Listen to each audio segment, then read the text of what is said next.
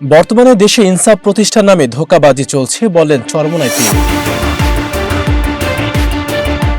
ইসলামী আন্দোলন বাংলাদেশের আমির চরমোনাই পীর সৈয়দ মোহাম্মদ রেজাউল করিম বলেছেন, বর্তমানে দেশে ইনসাফ প্রতিষ্ঠান নামে ধোঁকাবাজি চলছে। যে নিয়ম নীতি চালুর চেষ্টা হচ্ছে তা মূলত যুক্তরাষ্ট্রের নীতির অনুসরণে। এসব নীতির মাধ্যমে বাংলাদেশে প্রকৃত ইনসাফ প্রতিষ্ঠা সম্ভব নয়। আজ সোমবার দুপুরে শেরপুরে শ্রীবরদী উপজেলার নতুন বাসস্ট্যান্ড মাঠে আয়োজিত এক নির্বাচনী পথসভায় প্রধান অতিথির বক্তব্যে সৈয়দ মোহাম্মদ রেজাউল করিম কথা বলেন।